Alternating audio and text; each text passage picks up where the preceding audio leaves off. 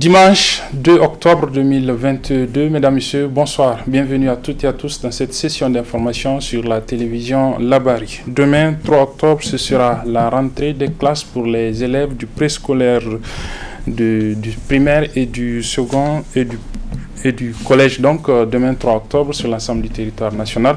Pour parler de cette rentrée, de cette année académique et scolaire 2022-2023, nous recevons comme invité du dimanche sur la télévision Labari l'ancien secrétaire général du syndicat national des enseignants du Niger, le SNEN, M. Issoufou Arzika, qui est acteur de l'éducation. Monsieur Léger, bonsoir. Bonsoir. Merci d'avoir accepté l'invitation de la télévision Labari pour parler donc de cette rentrée qui va donc avoir lieu demain 3 octobre sur l'ensemble du territoire national. Avant de venir à lui, faisons le point de l'actualité en ce dimanche. Elle est marquée, vous le savez, par la situation au Burkina Faso. Vous le savez, depuis vendredi, des militaires ont décidé donc de démettre le président de la transition, le lieutenant-colonel Paul-Henri Sandaogo Damiba. Eh bien, c'est fait, le capitaine Ibrahim Traoré a été désigné pour expédier les affaires courantes jusqu'à la désignation d'un nouveau chef de l'État en tant que président donc, du mouvement du MPCR. Il a donc été désigné et cet après-midi, il s'est rendu notamment au niveau de la télévision du Faso, la télévision burkinabé, pour lire ensemble avec les autres membres de son mouvement un communiqué de presse. Je vous propose donc de suivre le résumé de l'évolution de cette situation au Burkina Faso avec nos confrères de la télévision France 24.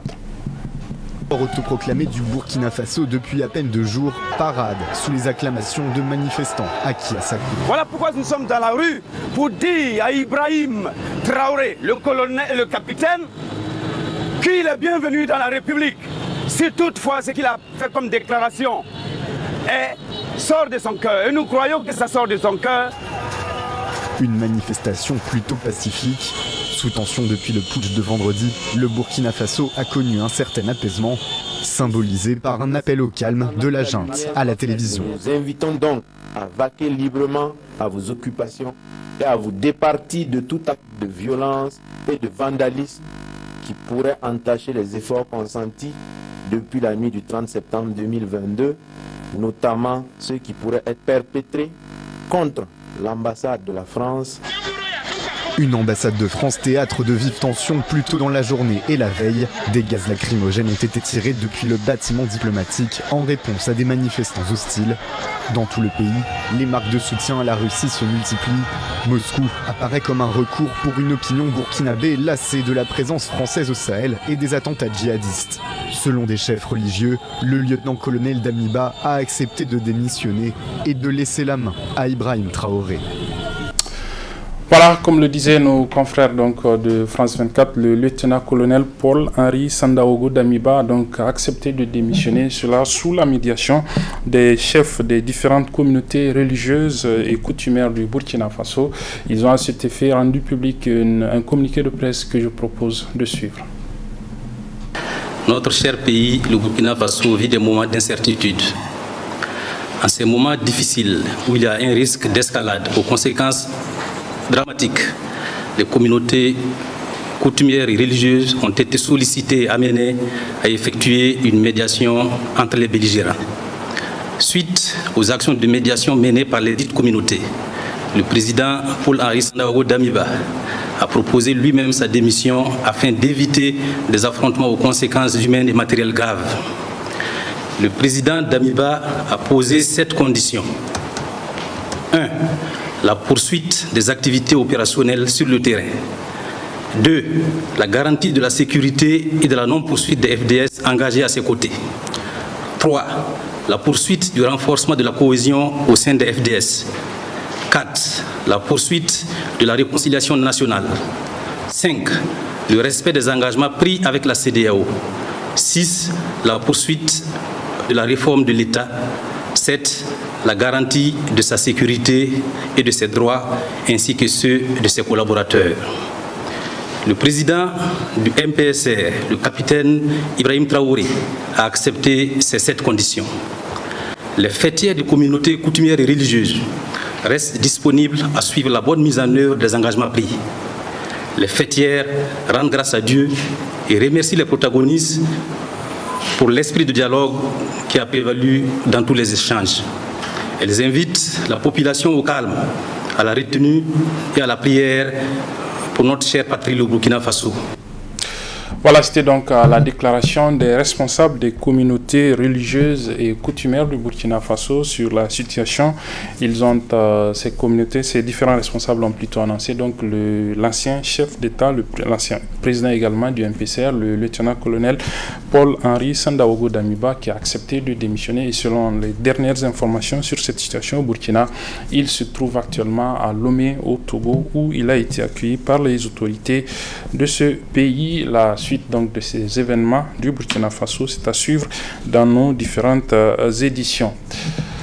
En marge de la célébration de la Journée internationale de la non-violence ce 2 octobre 2022, la Maison du Citoyen a servi de cadre ce matin au vernissage d'un livre intitulé Visage du Sahélo-terrorisme. C'est un ouvrage qui est l'œuvre du Dr Zibrine Abassa Seini qui retrace les souffrances des populations victimes du terrorisme au Sahel. Le résumé de cette cérémonie de présentation de ce livre avec nos reporters chez Bougisso et Adamou Soumana.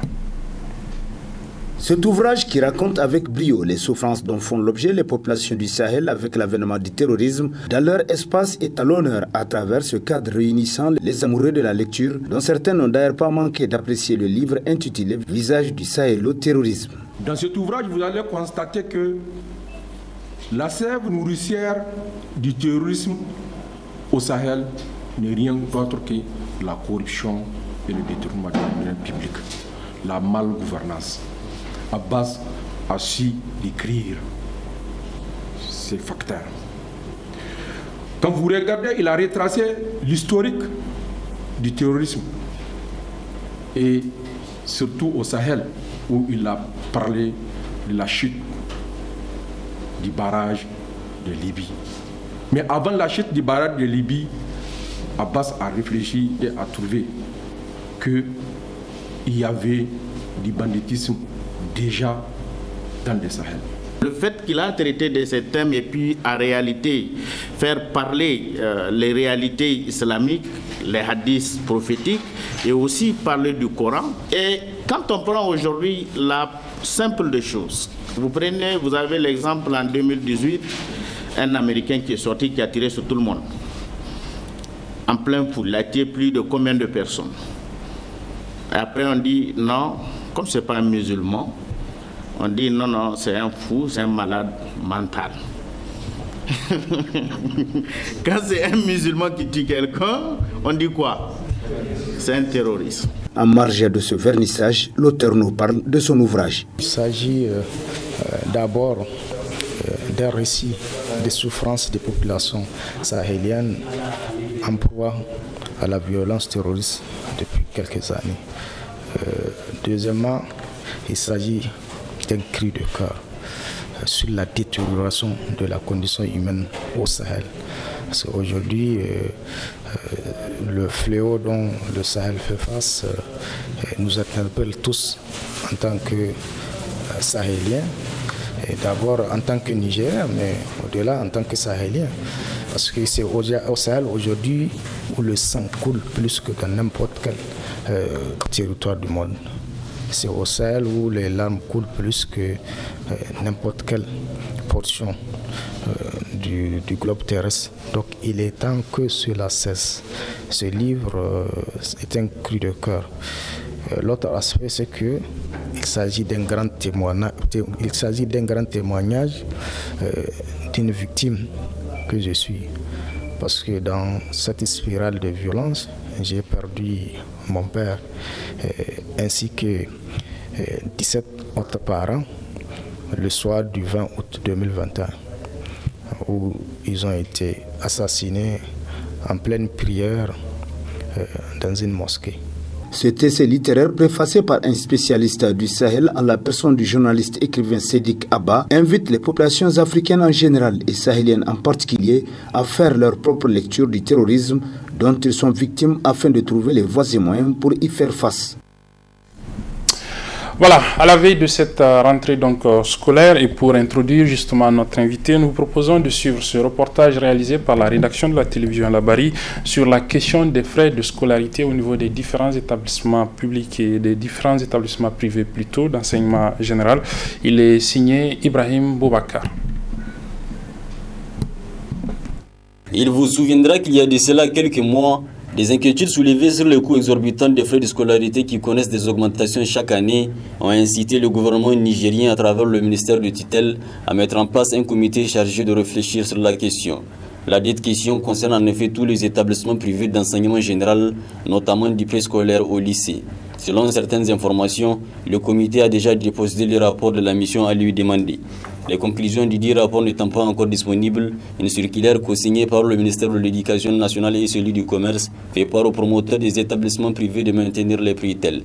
Une décision à laquelle les responsables des établissements disent se conformer. Et nous attendons la fin des travaux de la commission.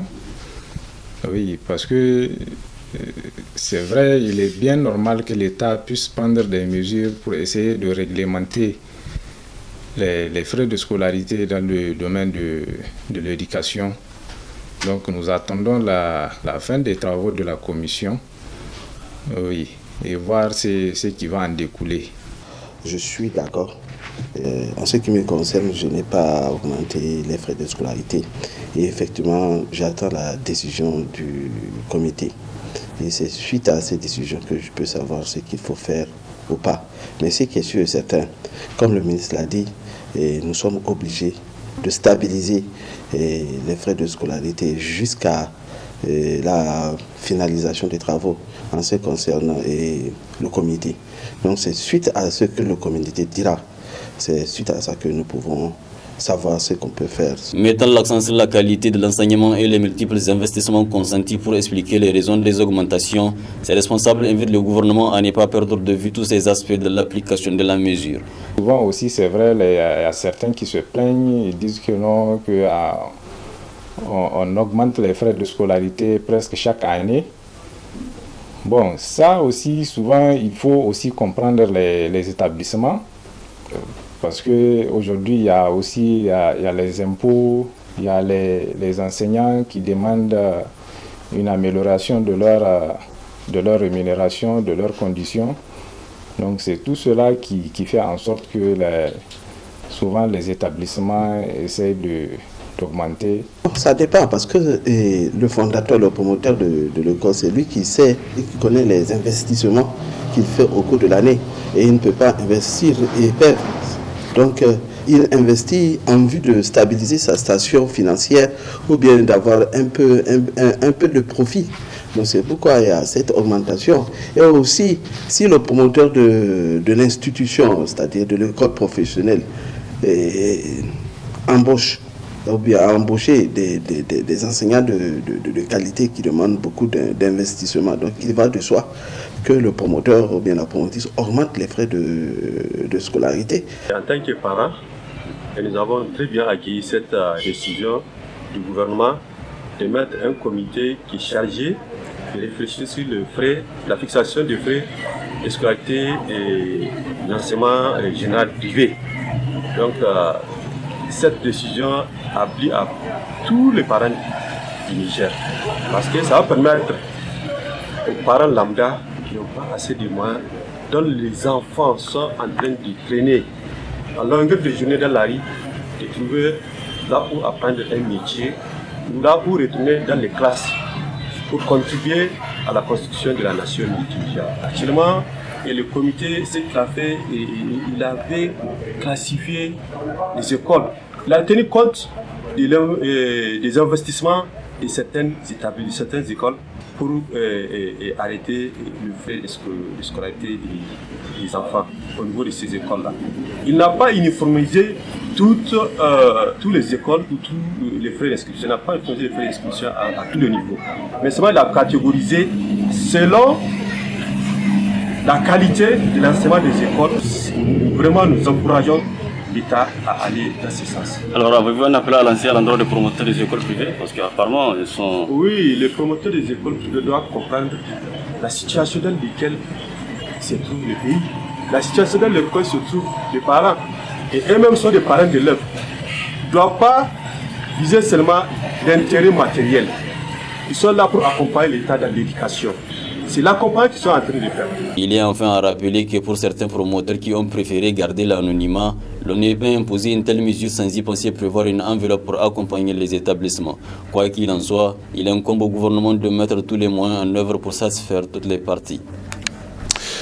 Voilà, cette question donc des frais de scolarité n'est pas réglée et la rentrée va donc avoir lieu, comme je le disais, demain, 3 octobre. Pour ce faire, comme je vous l'annonçais également au début de ce journal, nous recevons sur le plateau M. Issoufou Arzika. Il est acteur de l'éducation, enseignant, ancien secrétaire général du SNEN. Le SNEN, c'est le syndicat national des enseignants du Niger. Monsieur Lezia, à nouveau, bonsoir. Bonsoir. Merci donc d'accepter de répondre aux questions de la télévision Labari à la veille de cette rentrée. Vous n'êtes pas du pouvoir, enfin un acteur du pouvoir public et donc on ne va pas vous demander peut-être où est-ce qu'on en est par rapport aux préparatifs, mais peut-être au niveau des enseignants, comment est-ce que cette rentrée se prépare, cette rentrée 2022, comment elle a été préparée et comment vous envisagez, vous entrevoyez donc cette année scolaire 2022-2023. Eh bien, merci beaucoup. En tant qu'acteur et ancien secrétaire général quand même d'un syndicat comme les SNEN, même si on n'est pas dans l'administration, c'est des questions qui nous intéressent et des questions d'ailleurs, même y compris cette question de frais de scolarité. Oui, sur laquelle on va revenir, bien sûr. Quelque part, nous étions d'ailleurs à la base de tous ces soubresauts. C'est ça. Alors, pour ce qui est de la rentrée, je me dis que c'est vrai, je n'ai pas toutes les informations très détaillées, comme d'habitude d'ailleurs, aucun acteur ne vous dira qu'aujourd'hui, il a les informations détaillées des préparatifs de la rentrée. Mais pour les points essentiels, on peut quand même noter comme point positif le départ un peu plus tôt des fournitures scolaires pour l'intérieur du pays. J'espère que la quantité est suffisante, comme l'a annoncé le ministère, et que dans 3 mois, paraît-il, il y aura une autre cargaison qui va prendre les routes pour aller à l'intérieur. Ce qui a été livré pour l'instant, selon le ministre, va pouvoir tenir sur 6 mois. Absolument, c'est ce que j'ai appris. Je pense que si on arrive à assurer cette affaire de fourniture, et ça peut un peu soulager les parents dans ce contexte de crise où les parents attendent beaucoup un certain soulagement qui n'est pas venu. Qui d'ailleurs, en lieu et place de ce soulagement, la situation a été endurcie par l'augmentation des frais de gazole qui a impacté sur tout le reste. Alors, je pense que si le matériel et surtout le kit par élève est assez important, on peut sentir un certain soulagement. Au secondaire, je pense que si le cap est maintenu depuis un certain nombre d'années, je crois depuis 2016, que les kits au niveau du secondaire sont quand même acceptables. Mais au primaire, vraiment, c'est du saupoudrage. J'espère que le ministre a pris la mesure de la chose et que dans les fournitures qu'il a pu mettre à la disposition des régions, on pourrait sentir que les enfants du primaire quand même ne reviendront pas encore avec une longue liste et quelques cahiers comme symbole, parce que c'est de la symbolique qu'on fait, c'est pas de la dotation. Franchement, je ne sais pas quelle est la quantité. S'il dit que ça suffit pour 6 mois, quel est le kit au niveau du scolaire? En tout cas, je n'ai pas l'information. Mais je crois que c'est un point qu'il faut saluer. La question des fournitures, oui. Oh, la question des fournitures. Maintenant, on envisage la rentrée comment? On envisage la rentrée avec des chantiers annoncés, dont certains ont commencé, d'autres n'ont pas encore commencé. Et je pense que, étant donné que ces chantiers sont indexés à un mandat de 5 ans, il est important de se dire qu'à plus d'un an, qu'est-ce qui a été entamé. Et à ce niveau-là, il y a plusieurs questions. Il y a la question d'incendie dans les paillotes qui a quand même endeuillé la nation à 2 reprises. Et je me demande franchement où en sommes-nous, parce que c'est vrai qu'on avait interdit par un acte administratif d'utiliser les paillotes pour les enfants. C'est chose que nous avions demandé depuis avril, suite au drame de l'école de, comment on appelle, l'école de Pays-Bas. Nous avions demandé d'interdire, mais le gouvernement a fait sourd oreille. Il a fallu le drame de Maradi pour qu'il entende, en fait, comme d'habitude. À l'époque, nous étions quand même activement secrétaire général du SNEN, nous étions sur le terrain. Ils ont pris la décision et un comité a été mis en place dans lequel nous avions siégé et nous avions fait des propositions qui pouvaient quand même coûter moins cher et permettre de remplacer les paillotes avec des constructions en semi-dur. Nous avons étudié dans des classes en banco qui tiennent encore. Nous avons estimé que si on les améliore en les renforçant avec du crépi en ciment, ça coûtait moins cher. Quand on a fait avec les ingénieurs, les architectes, ça ne pouvait pas coûter plus de 2500 000 et ça pouvait couvrir toutes les écoles des jardins d'enfants. Mais ils ont préféré en fait, aller à des matériaux définitifs. Je ne sais pas si à l'heure actuelle, toutes les dispositions sont prises pour que toutes les classes, pour les petits-enfants, soient prêtes. Ça, c'est une autre question. Il y a cette question des autres périodes. L'hivernage n'est pas encore terminé un peu partout. Pour ceux qui voyagent, ils vont voir que les milles, il y en a où vraiment les milles, peut-être que c'est même un signe de désespoir. Je ne sais pas si les paysans attendent qu'on ait, même les paysans, sans que la pluie s'arrête. Je ne sais pas où est-ce qu'on va trouver assez de tiges pour faire les classes, parce qu'on n'a pas encore commencé les classes alternatives. Ça va poser un problème, la question des infrastructures. Or, ça fait partie de l'un des axes principaux, en tout cas dicté par le président de la République pour redresser la situation. Alors, s'il n'y a pas de classe pour étudier, je me demande où est-ce que les enfants vont entrer pour faire les classes, puisque la moitié des salles de classe sont en matériaux précaires. On n'a pas encore les tiges qui sont chères, on n'a pas la paille qui est nécessaire pour les faire. Je crois qu'il faut faire des vrais diagnostics pour qu'on ne revienne pas chaque fois à repartir sur le même point.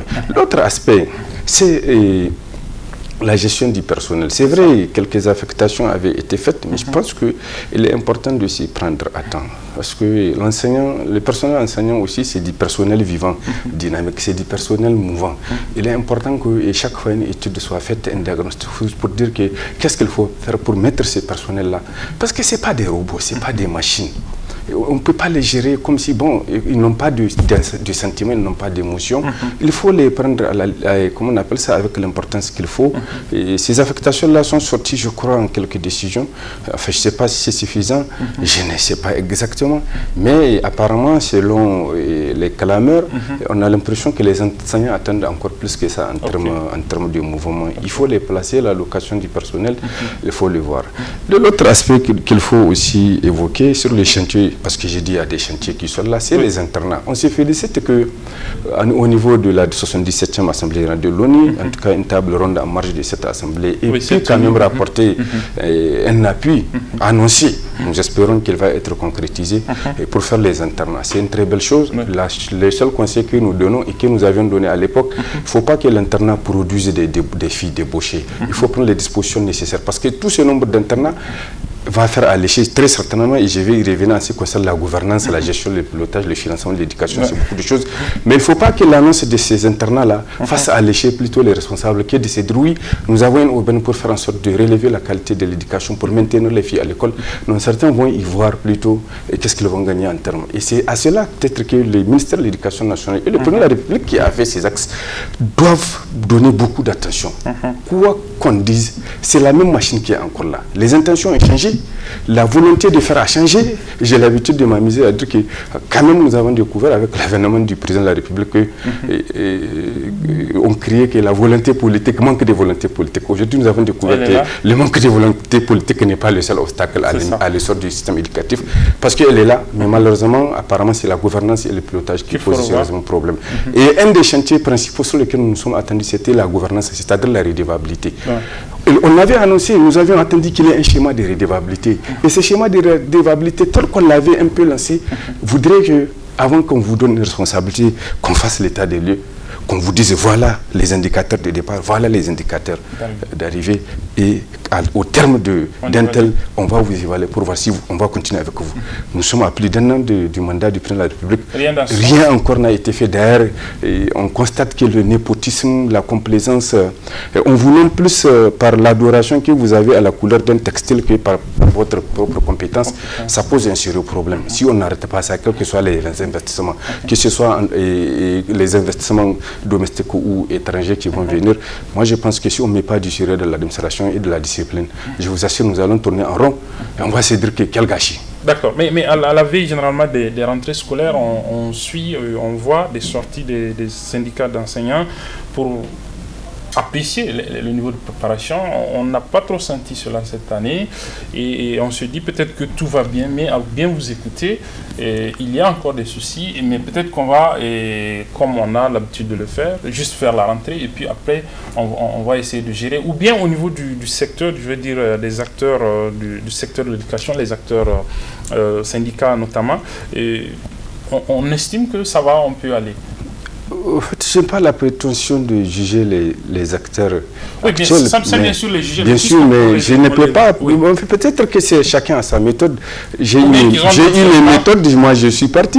Qu'ils ont d'autres éléments aussi d'appréciation. Certainement, ils ont leurs éléments d'appréciation qui leur permettent de dire que bon, c'est comme ça qu'il faut le faire, c'est comme ça qu'il faut envisager la rentrée. Mais je sais que les syndicats, au fait, ne se plient pas forcément au comportement des individus. Et chaque syndicat a sa ligne. Les exigences du terrain vous imposent une certaine manifestation, mais peut-être que, enfin, je ne sais pas, peut-être qu'ils veulent le faire en attendant d'avoir du concret, parce que nous-mêmes, quand nous le faisions, nous portons réserve sur beaucoup de points en attendant de voir qu'est-ce qui s'est passé exactement. Donc vraiment, je ne peux pas savoir pourquoi, et s'il t'est peut-être c'est votre constat, vraiment je me garde de... D'accord, alors on le suivait tout à l'heure dans ce reportage sur la question de cette lancinante question, on va le dire comme cela, des frais de scolarité au niveau du privé. Alors, il y a eu un comité, vous disiez que vous avez même pris part à un des travaux de ce comité pour que, justement, on essaie d'harmoniser les prix les frais de scolarité au niveau du privé. Alors, le comité s'est réuni, mais apparemment, tout le monde va dans le sens qu'il veut. Vous avez tout de suite dit que voilà, la rentrée, les fournitures, ça peut par exemple soulager les parents avec la situation qu'on connaît.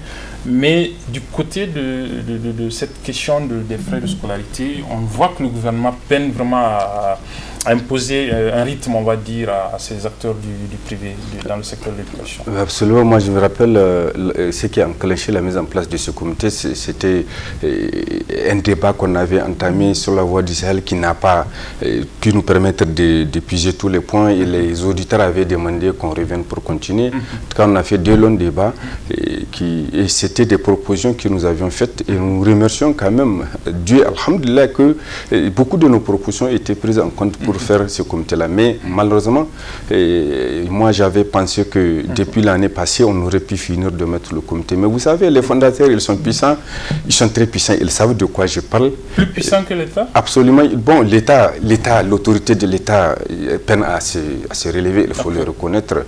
Et peut-être même c'est de la faute des acteurs de l'État qui eux-mêmes ne sont pas disciplinés par rapport à leurs responsabilités. Ce qui fait que chacun fera ce qu'il veut. Alors les acteurs, ces fondateurs ont l'habitude de bloquer des décisions de haut niveau. J'ai dit de haut niveau, je ne dis pas jusqu'à où. On attendait sa sortie, ils sont partis les bloquer. Ils disent qu'ils n'en veulent pas, et puis bon, c'est resté comme ça. Donc, suite à ces débats, avec quand même des fondateurs, ils ont reconnu que les écoles ne se valent pas. Alors nous, la proposition principale que nous avions faite, c'était effectivement, nous avons un décret, en tout cas, qui parle des normes environnementales, pédagogiques et techniques, pour qu'un établissement puisse ouvrir.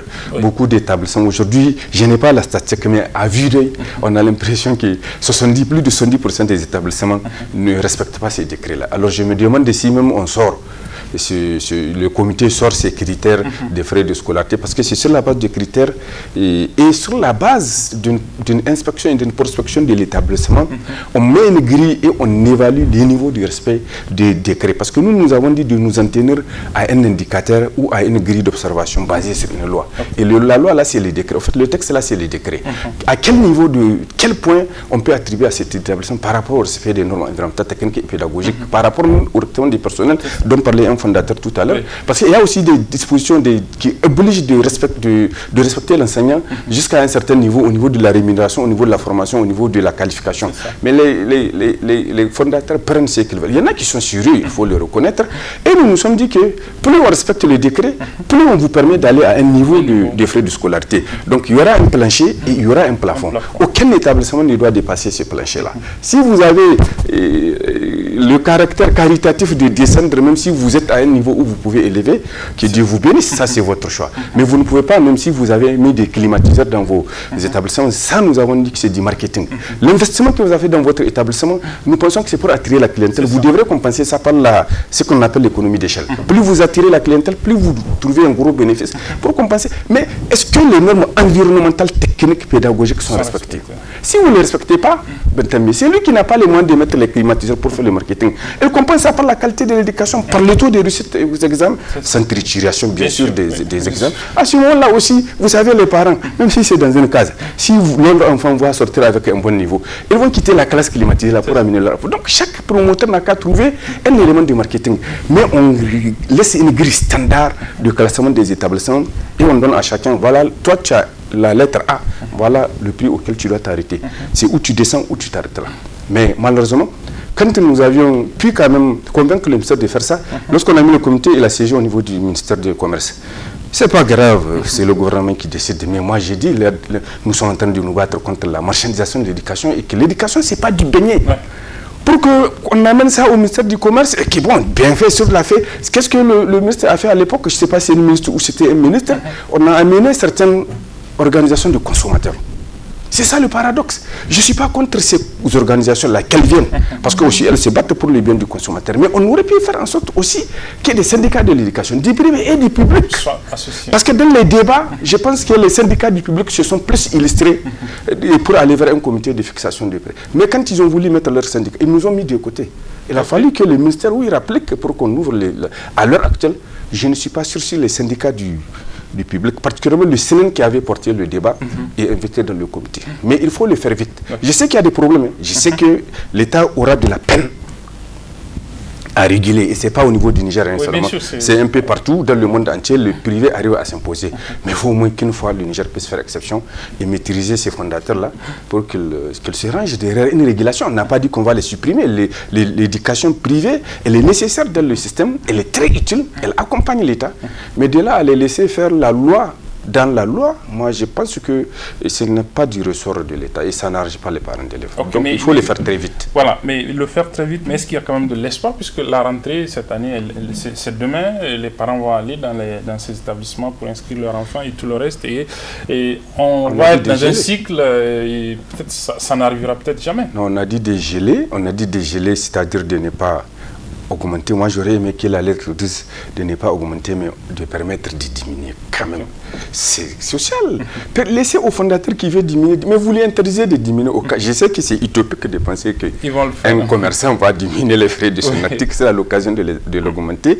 Mais on aurait dit dire juste restez au plancher, n'augmentez pas, laissez-les stables. Si vous voulez diminuer, vous pouvez diminuer.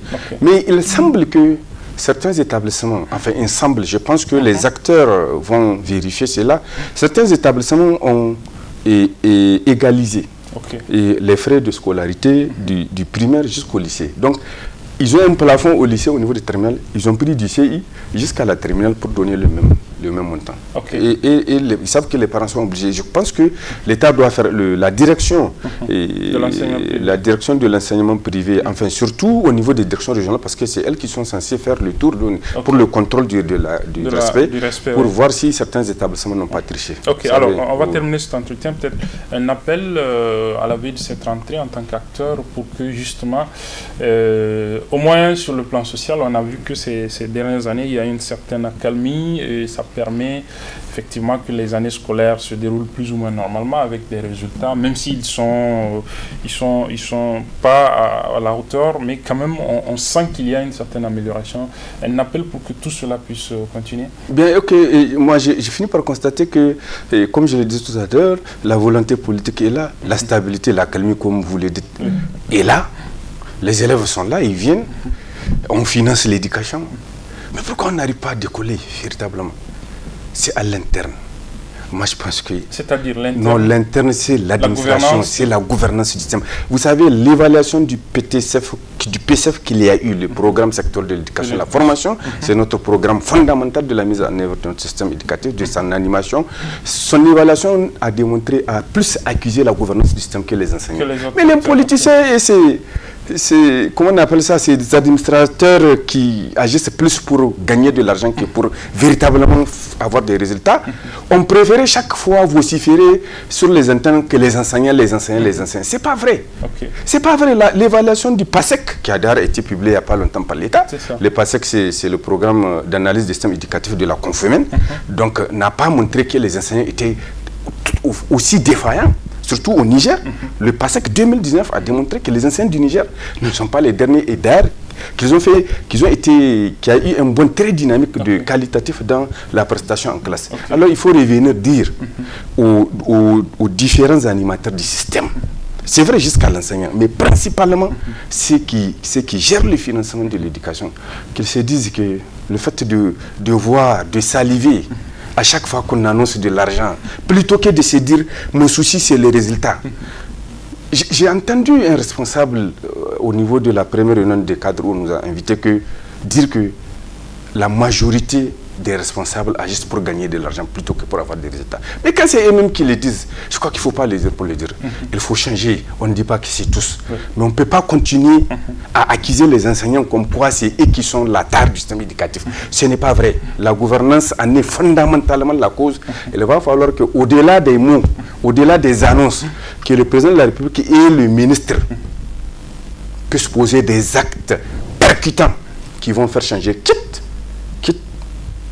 à causer des désagréments dans les rangs politiques. Parce que comme je l'ai dit, malheureusement, on prend les gens plus à la couleur du textile qu'ils adorent qu'à leurs compétences. Il faut qu'on arrête ça. Ok, et cela n'est pas du fait seulement n'est pas seulement une réalité, je veux dire, dans le secteur de l'éducation. Merci beaucoup Issouf Arzika, ancien secrétaire général du syndicat national des enseignants du Niger, le SNEN, acteur de l'éducation.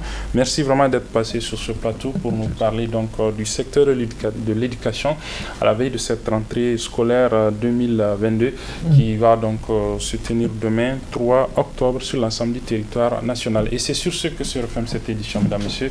Merci de l'avoir suivi et très bonne suite de nos programmes.